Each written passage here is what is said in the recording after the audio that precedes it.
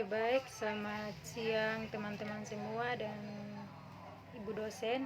Sebelumnya, perkenalkan nama lengkap saya Nulfiana Naben dengan NIM 2101080057. Saya akan membahas tentang metode latihan keterampilan. Yang akan dibahas adalah pengertian, tujuan, teknik-teknik, langkah-langkah, hal-hal yang perlu diperhatikan, dan yang terakhir kelebihan dan kelemahan. Yang pertama, apa itu metode latihan keterampilan?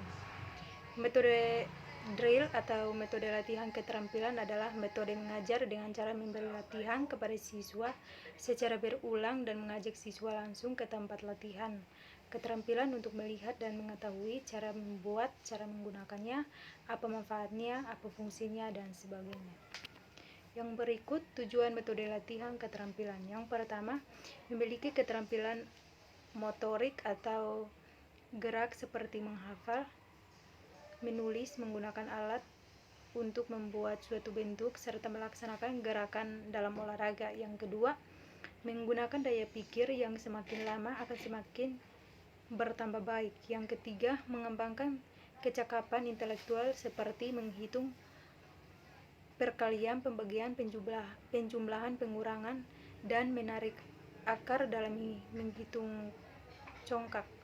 Biasanya ditemukan dalam pembelajaran matematika, ilmu kimia, ekonomi, dan lainnya. Yang keempat, bertambahnya pemahaman dan pengetahuan siswa secara mendalam. Yang berikutnya, teknik-teknik dalam metode latihan. Yang pertama, teknik kerja kelompok. Teknik ini dilakukan dengan cara mengajar sekelompok siswa untuk bekerja sama dalam memecahkan masalah yang diberikan oleh guru. Yang kedua, micro-teaching. Dilakukan untuk mempersiapkan para siswa sebagai calon guru dalam menghadapi pekerjaan mengajar di depan kelas dengan memperoleh nilai pengetahuan dan sikap sebagai guru yang baik. Yang ketiga, modul belajar dengan cara mengajar siswa melalui paket belajar dari buku. Yang terakhir, belajar mandiri dengan cara meminta siswa agar belajar sendiri dan tetap dalam bimbingan guru dalam kelas maupun di luar kelas. Yang berikut langkah-langkah penerapan metode latihan keterampilan. Yang pertama, tahap persiapan biasanya harus dilakukan, yaitu menentukan keterampilan. Yang kedua, merumuskan tujuan. Yang ketiga, menentukan rangkaian. Tahap yang kedua, tahap pelaksanaan dengan menyusun langkah pembukaan di mana guru dapat mengemukakan tujuan yang harus dicapai serta bentuk-bentuk yang apa saja yang harus dilakukan oleh para siswa. Tahap yang ketiga, tahap penutup. Guru dapat melaksanakan berbagai perbaikan terhadap kesalahan yang dilakukan oleh siswa dalam menjalankan metode drill atau metode latihan keterampilan. Yang berikut hal-hal yang harus diperhatikan oleh seorang guru. Yang pertama, menentukan tujuan yang harus dijelaskan kepada siswa hingga latihan selesai. 2. Menentukan kebiasaan apa yang akan dilatihkan sehingga siswa mengetahui apa yang harus dilakukan oleh siswa.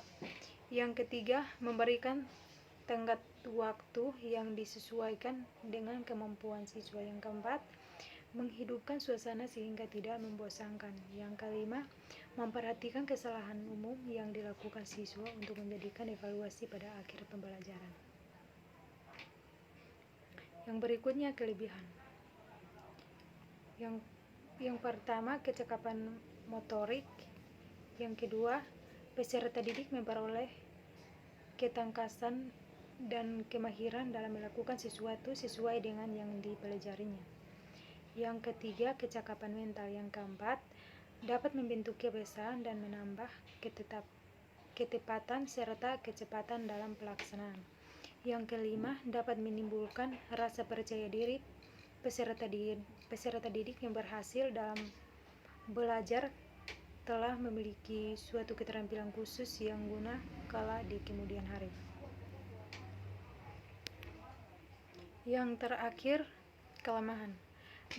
Yang pertama, dapat menghambat bakat dan inisiatif karena anak didik lagi banyak di bawah kepada penyesuaian dan diarahkan jauh dari pengertian. Yang kedua, dapat menimbulkan verbalisme, yaitu di mana peserta didik dilatih untuk mengetahui bahan pembelajaran secara hafalan.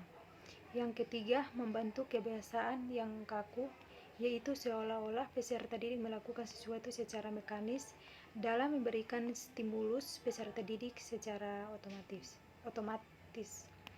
Yang terakhir, menimbulkan penyesuaian secara statis kepada lingkungan sesuai dengan apa yang diinginkan oleh guru.